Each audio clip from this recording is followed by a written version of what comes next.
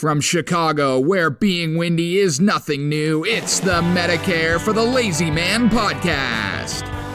The only Medicare podcast that uses Squatty Potty. And now, brace for a hard landing, it's Medicare expert Doug Jones.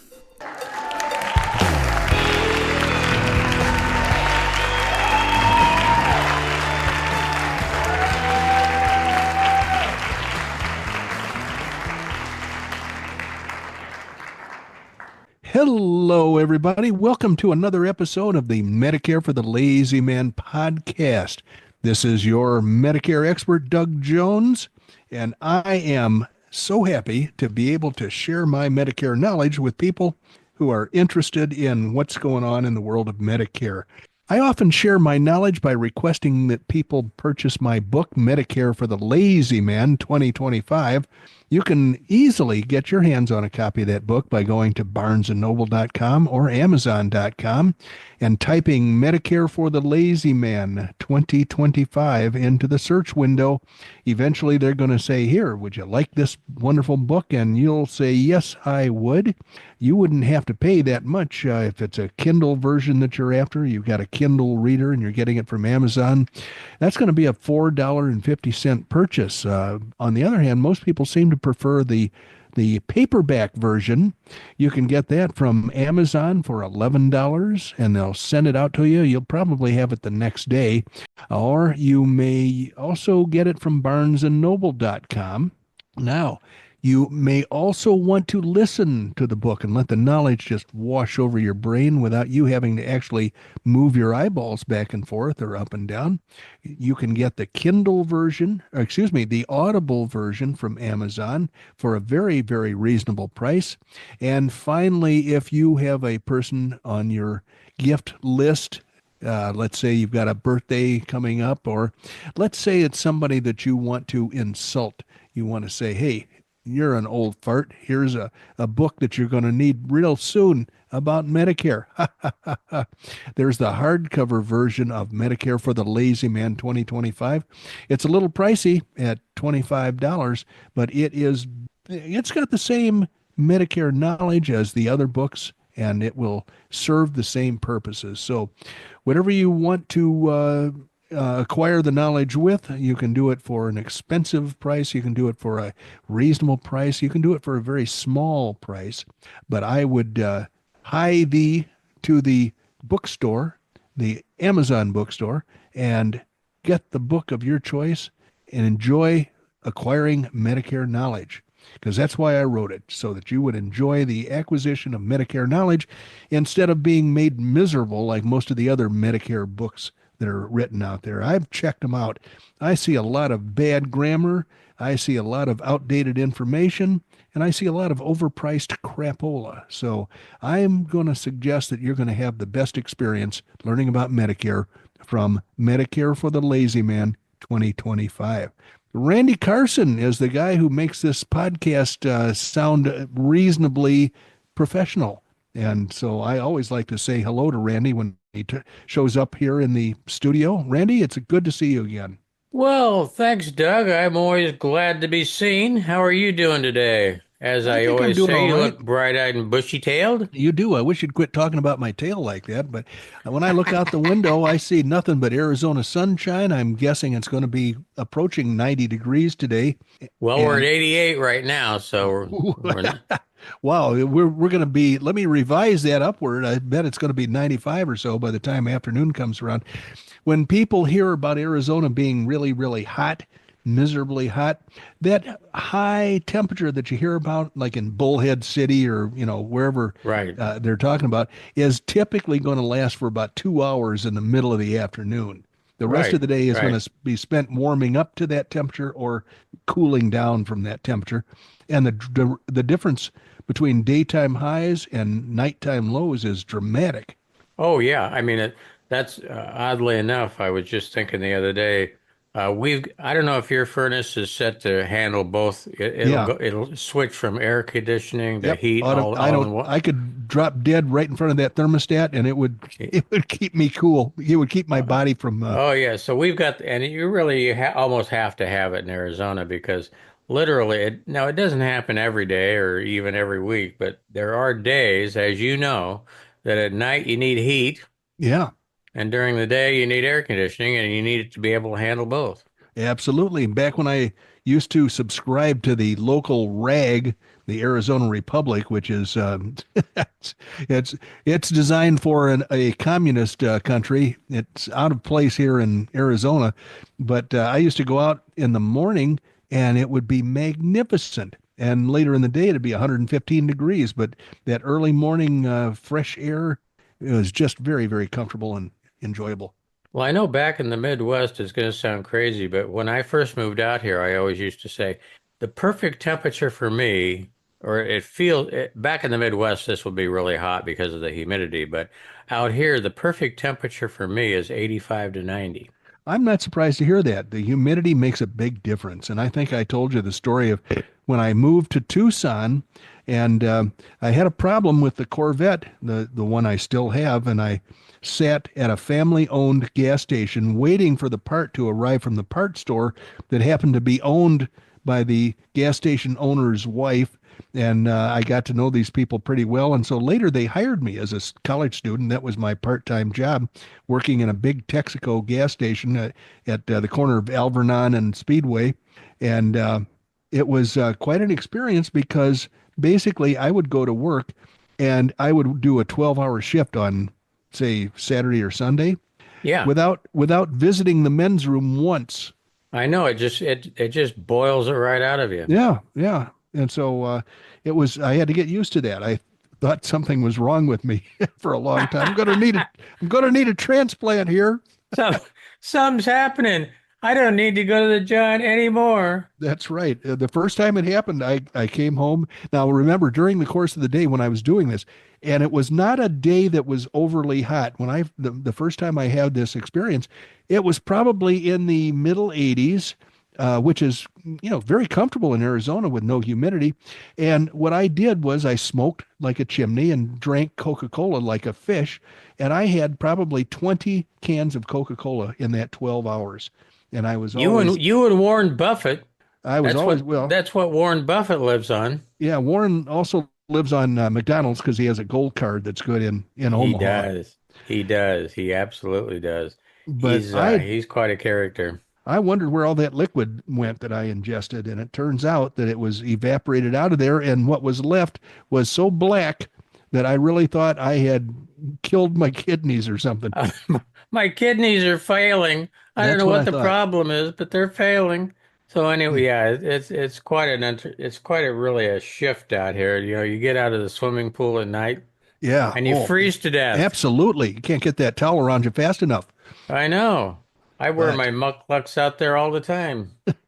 well, let me dive into some Medicare stuff. This is why people paid the big bucks that they pay to listen to this Okay, podcast. well, we're gonna have to deliver something then. I So think that's probably wise. I'm gonna go ahead and mute out. Please do.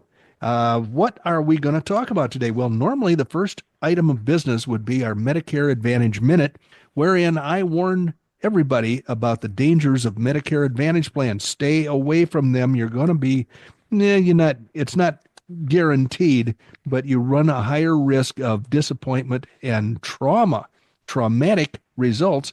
If you're covered by a Medicare Advantage plan and you need some expensive treatment, that plan is going to be a very experienced party in helping you be frustrated. They drag their feet when it comes to approving the medical treatment that you probably need. They drag their feet when it comes to allowing you to see a specialist if that's what you need to do. And if their cash flow is not what they think it should be, then you're going to be victimized. And you're not going to be victimized by their doctors, the doctors that work for the plan. They understand medical necessity. You're going to be victimized by the accountants and the actuaries that work for the plan, because they're the ones that are going to tell you, hey, we can't afford to treat you right now. Well, they won't really tell you that, but this is the reason why they are often uncooperative when it comes to your health. Not everybody, not always, but often enough that there are people out there that are trapped in Medicare Advantage plans and they're unhappy. So anyway, after introducing the concept of warning people about Medicare Advantage plans, I'm here to announce to you that we're not going to do that today. What we're going to do instead is to discuss drug plans, which are subject to many of the same regulations as Medicare Advantage plans. Medicare Advantage plans and Medicare drug plans are overseen by the federal government, and all the rules and regulations that go into the administration of those are federal government regulations. The CMS, the Centers for Medicare and Medicaid Services, has ultimate responsibility for the Medicare Advantage plans and for the Medicare drug plans. Now, the Medicare supplement plans that I always recommend in lieu of Medicare Advantage plans, those are regulated by the states. And Medicare has an overall responsibility to pay for the treatment that one needs, and therefore it is less burdened. The patient enrolled in Medicare with a Medicare supplement doesn't have the burdens of proving the need for the Medicare treatment or the medical treatment, and they don't have to argue with somebody to get to see a specialist and so forth. But as I was saying, we're not going to really discuss that in any great detail right now. I've got a stack of articles here. I didn't want to be redundant, so I gathered all of these articles together. I'm going to deal with them in one fell swoop.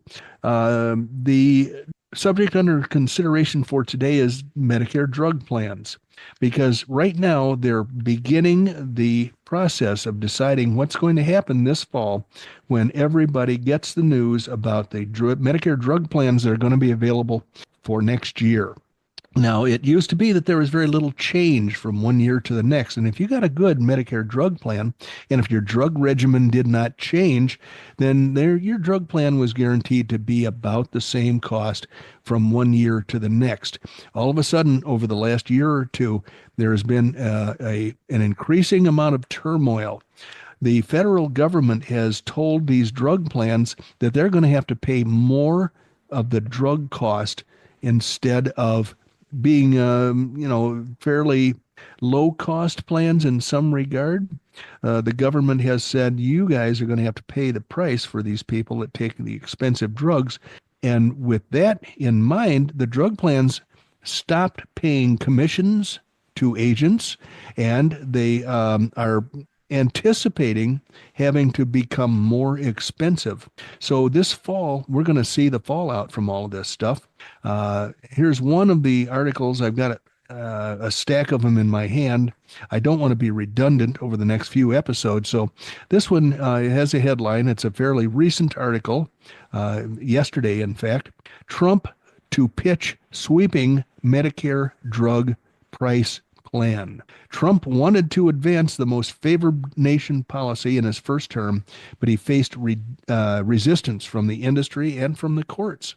So he tried to make changes in what turned out to be a very confusing mess with Medicare drug plans, but he was stopped by industry resistance and by apparently legal resistance from various judges. I don't know exactly how that happened, but to read on with the article, should Donald Trump go ahead with the order, it would represent a major confrontation between the White House and the deep-pocketed pharmaceutical industry. I hear a lot of people talking about the pharmaceutical industry as being a bunch of criminals. I don't know how true that is. I'm not a pharmacist, and I'm not necessarily adverse to having a pharmaceutical industry that's healthy, because I want to make sure that drugs are made available to treat various conditions that Americans have. I don't want them to be too expensive, but on the other hand, if pharmacy companies cannot make a profit making drugs to cure things for people, then they're not going to continue to produce drugs. And I think that's going to be a tragic thing for a lot of people. So reading on with this article, President Donald Trump plans to revive an effort to dramatically slash drug costs by tying the amount the government pays for some medicines to lower prices abroad. Politico wrote this article. I think they might not be as right-wing as President Trump is, but I'm not 100% sure. Trump, early next week, is expected to sign an executive order directing aides to pursue the initiative called Most Favored Nation for a selection of drugs within Medicare program. The idea would be to use the administration's authorities to force prices down. The proposal has not been finalized and could still change as aides work through the specifics, said the people involved in the plan, who were granted anonymity to describe internal deliberations. Trump has not yet personally approved the plan. The president on Tuesday teased a very big announcement within the next week that one of the people familiar characterized as a reference to the drug pricing proposal. Should Trump go ahead with the order, it would represent a major confrontation between White House and deep-pocketed pharmaceutical industry. Trump announced plans for a similar initiative in 2018, but it failed to gain traction in the face of sharp resistance from the drug industry. He later tried to push the policy through in the final months of his first term, but a judge halted the effort after determining the administration failed to follow proper processes for implementing it. White House officials initially pressed congressional Republicans to draft in their mega bill a most favored nation provision, tying the cost of medicines and Medicaid to the lower prices that developed countries pay abroad. But that bid ran into opposition across the GOP conference and is unlikely to be included in the legislation. The effort, if finalized, would likely draw massive opposition from a drug industry that has warned the idea would decimate the company's ability to develop new drugs. It could also trigger fresh legal challenges. All right, so that's basically saying we don't know what's going to happen. Here's one possibility. There's a lot of guesswork in that article. I was handed another article by the content curator that is entitled Final Calendar Year 2025 Part D Redesign Program Instruction Fact Sheet. And her notation is there are too many acronyms in this article, probably not good for podcasts. So I'm going to take her word for it and set that aside. And then I'm going to refer to notes that I made from a different podcast. I don't know how accurate this stuff is, but here's a hint as to what may happen. The new drug plans that are going to be proposed and sold by the drug plan insurance companies, according to our predictions, whoever's predicting this, next year, there's going to be an annual deductible phase. That's going to be phase one of your drug plan. And the deductible is going to be whatever the government says it will be. I believe that figure will be $615. Now, what we have right now is a deductible phase, but in many of the drug plans that I sell to my clients, the deductible does not apply to the drugs they take. I don't know if that's going to continue to be the case or if everybody is going to have a deductible, no matter how benign the cost of their drug is. But the deductible phase with a $615 deductible is going to be phase one of your typical drug plan, Part D, as in Delta drug plan. Second stage is going to be the initial coverage phase. Now, that will be a phase during which you will be purchasing your drugs or getting your prescriptions refilled and having probable expenses come out of your pocket that could amount to a lot of money. When the out-of-pocket expense that you have to pay when you go to the drugstore and plunk down your cash, when that reaches $2,100, then that's the end of your initial coverage phase. This year, 2025, it's $2,000. And after that, somebody else is going to pay for the cost of your drugs. Next year, they're going to bump that up by $100.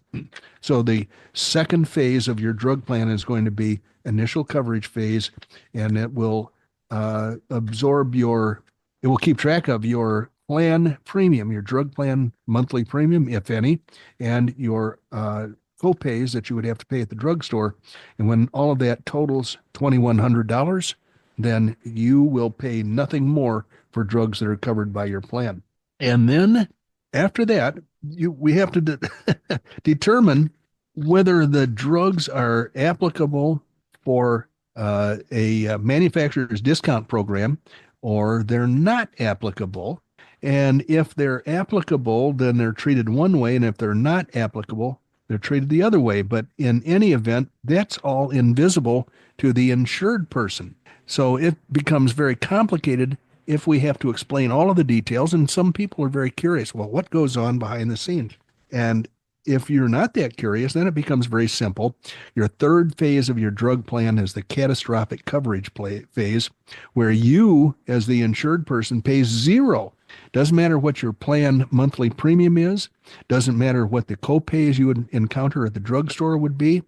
You are going to pay zero for covered drugs, drugs that are on the plan's formulary for the balance of the year. The plan will have to pay 60%, and the government will have to pay either 40 or 20%, depending on how the drugs are classified. So this, at least if this is going to be the final rule, or if we're pretty close to the final regulations, at least the drug plans are going to have a way to measure or to estimate what they're going to have to pay. Prior to this, it was kind of up in the air. My impression was that it was seat of the pants, and the drug plans had to be very concerned about going broke. And the first thing all of them did was stop paying agents commissions. And then what happened? Many agents stopped helping people get drug plans. And I have not done that, but I will tell you that the amount of time I spend helping people get drug plan, get the appropriate plans for their drug list and their location is very costly to me. And so what I'm doing right now is writing a book that I will make available to everybody in the world that I can, that will explain how to find your own drug plan. I put that information in the Medicare for the Lazy Man book in every edition over the last few years, but a dedicated book that is more long-term, Medicare for the Lazy Man, I change out every year. The selecting your own drug plan from the government website is going to be a more evergreen type of book, I believe. So in any event, we don't know what's going to happen, but there's a lot of turmoil in the drug plan industry and in the pharmaceutical industry. And I'm hoping that the eventual path that is chosen by the current administration is going to be one that leads us to more settled decisions and more predictable results and more affordable results, especially for those that have to take pretty expensive drugs. So at this point in the podcast, I'm always tempted to wake Randy up because I want to tell him, we've only got about 10 more minutes, but I think I'll just let the boy sleep today. He looks so angelic. And we're going to move along to your Medicare Benefits 2024. This is the giant book from the federal government that explains how Medicare would cover or not cover every silly thing that can ever happen to you that you might want to go to see a doctor about. Last episode, it was hearing aids, and it turns out that Medicare does not pay anything for hearing aids, and they will tell you that on their website. They gave you the URL. If you don't believe me, go to that URL, and you will have the government tell you in no uncertain terms that you're not going to get anything if you want to get help with purchasing hearing aids. Don't come to Medicare. Today, we're going to talk about hepatitis B. And hepatitis B shots and hepatitis B infection screenings are the two elements that they're going to deal with. And then there's hepatitis B infection screenings continued. Okay, so we're going to talk a lot about hepatitis B. Let's start with hepatitis B shots.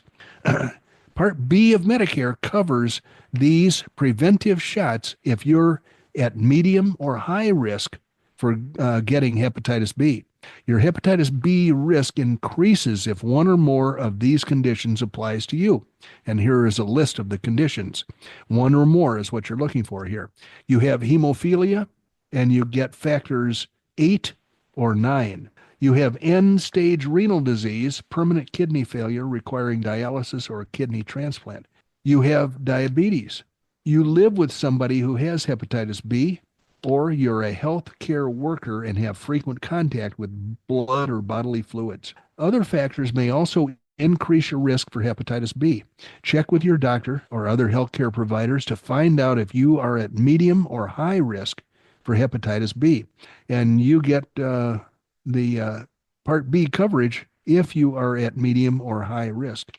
You pay nothing for hepatitis B shots if your healthcare provider accepts Medicare assignment. That means if your doctor accepts Medicare as payment for his services.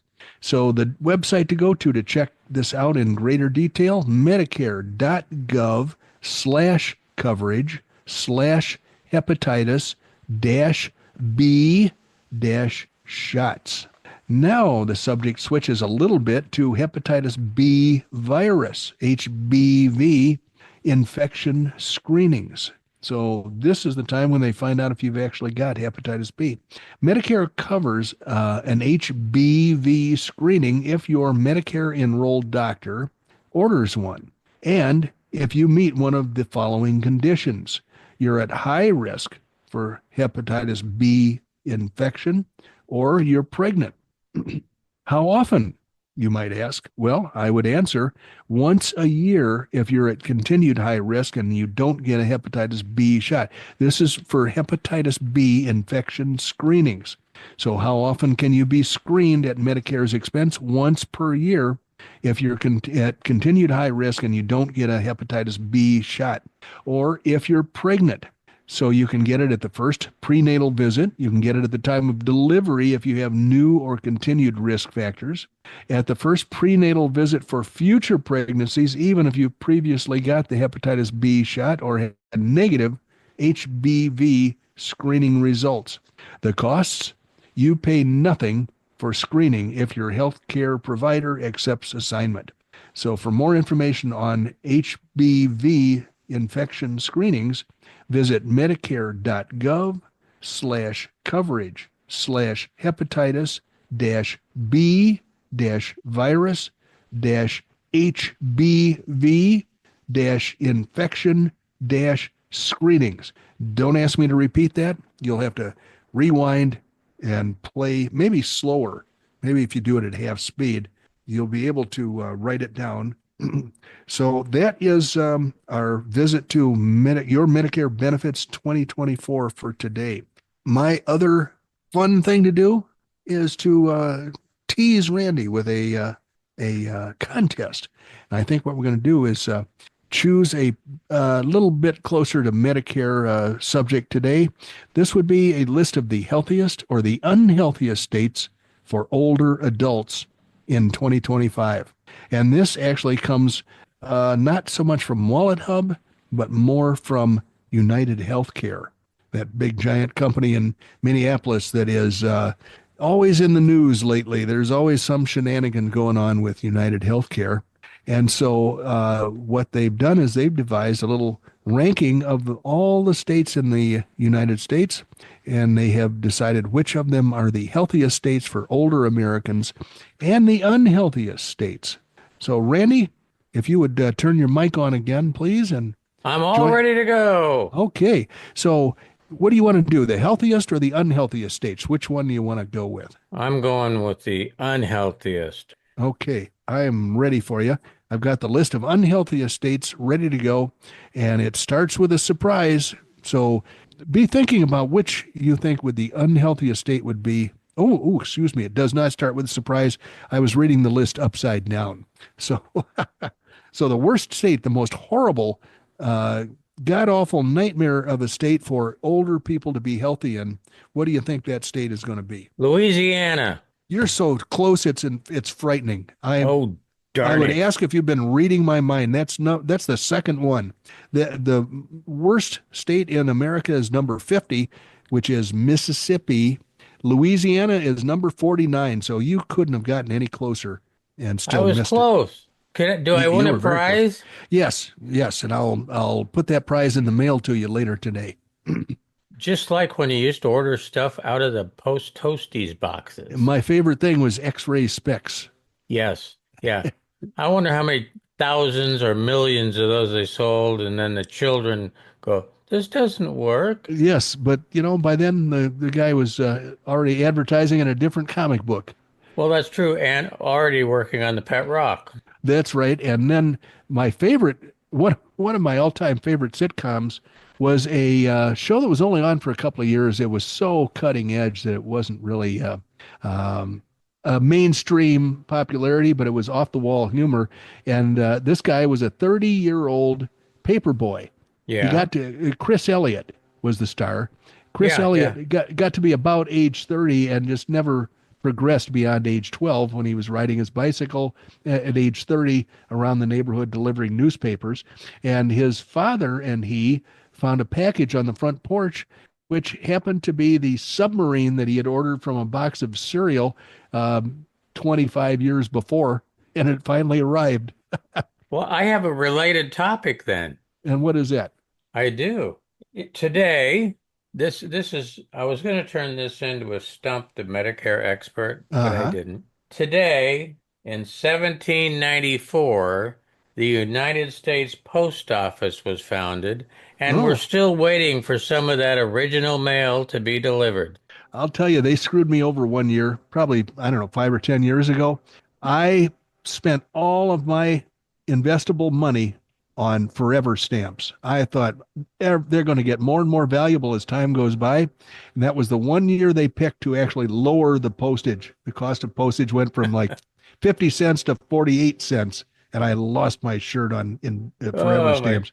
that's a terrible story, Doug. I'm sorry your investment in forever stamps didn't last forever. It sure didn't. But let me go on with the states, the unhealthiest states. These are the most horrible, nightmarish states for elderly Americans to live in from a health perspective. The third worst is West Virginia. And then, of course, my beloved Oklahoma. After that, we have Kentucky, Arkansas, Alabama, Tennessee, Missouri, Nevada, and New Mexico. Now, except for New Mexico and on some days, Nevada, I see that all of those are roughly um, the same political persuasion. Wouldn't you agree with Yes, that? yes, I totally understand what you're saying there, So Doug. I'm thinking this outfit, United Healthcare, took a leaf out of the Wallet Hub book. Yes, yes, I totally agree with you. So now let's look at the healthiest states. Let's see if the healthiest states are in more conservative areas or not. The most healthy state in the United States for older people is, what do you think? Oh, Hawaii. You know something? Hawaii is on this list, but it is farther down the list. Let me see. It's number 10. Hawaii is number 10. So which one do you think is number one? Well, Massachusetts is always in there someplace. It always is. I'm gonna guess that one. That's number 8. Number one, the worst, or excuse me, the best, the healthiest state for older Americans, Vermont. Now, is that because once you put them in a deep freeze, the disease process stops? Well, there is. Plus, they just sit up there all day long and eat, sugar stuff, from the maple Oh, syrup. they lick the bark of the maple They, trees. I think that's the healthy part. Licking maple tree bark, I think is what they do. Well, I do love syrup, but I love syrup on my my waffles particularly. And frankly, I don't see a lot of people eating waffles nowadays. So I may be the last American that's enjoying waffles, and I may not be as healthy as they would I like know to why. think. I know why that is. Why is that? Because they haven't been able to make a waffle iron for at least 75 years that you can get the waffle out of. Well, I will tell you that one of our favorite gifts is still in hot rotation, still in use around the Jones house, and that is the waffle iron we got when we were first married 50 some years ago. I don't know, 58 years ago or something like that. And that waffle iron produces the best darn waffles. Now you're right, it's a trick to get the waffle out without tearing it up. But I know. I've purchased 2 waffle irons in the last few years, and neither of them works as well as the waffle iron that's 50 some years old. So what's the trick to prying the waffle out without ripping it in 14 pieces? Hire somebody to do it for you, and then yell at them if they screw it up, or praise them if they don't. And I think it's practice. Practice makes perfect. But I do love the Waffle House waffles. Every time I've had a Waffle House waffle, I've enjoyed it. And I do love a chain called the Original Pancake House, but some of them have Belgian waffles. Others have original American waffles. So you got to be careful what you order. Oh yeah, yeah, yeah. So the I get it. healthiest states for older people. We got to get out of here, Randy. We're the bus is going to leave us. Vermont is number 1, Colorado number 2, Washington State number 3, and then Utah, Connecticut, New Hampshire, Minnesota, Massachusetts, Maryland, and Hawaii. So I think except for 1 or 2 clinkers in there, we have all blue lefty liberal states. Yes, yes, I totally agree with you. Well, you know something? I do. They're already banging on the door over here at I the know. studio going, I you know guys got that. to get out of here. We got other people coming in here. So close it up and let's get out of here. And to do that, I've got several things, just short things I need to do. If you want to write Doug, you can do it at dbj@mlmmailbag.com. Don't forget, Doug is ready, willing, and able to help you nationwide with your Medicare supplement planning. Medicareforthelazyman.com. It's nearly the coolest website on the internet, according to me. We would appreciate it if you drop some reviews for us in your wanderings around the internet. It means everything to us. And we can win a prize again by outdistancing the travel logs. Cool. And last but certainly not least, thank you. Thank you for joining us. We love it when you do. You could be anywhere else doing anything else, and you weren't. You were with us. But you were with us, and nobody ever tracks the time. 32 and a half minutes with Doug Jones, the anti-insurance insurance guy, originally from Oklahoma. No more. He's camped out in the high ground behind Cave Creek, Arizona. And I'm not going to talk about his hang gliding lessons because he just gets a little bit owly about it because the other day he came in for a rough landing and skinned his nose. So I'm not gonna talk about that. Very definition of a sore subject, and I'm happy that not to have to discuss it. But I will say that I'm very happy to welcome all of you back again for our next episode. I hope you'll be on time with freshly scrubbed faces. We'll be looking forward to greeting you and hope that all of you are back to join us again next time. So we'll see you then. Bye bye.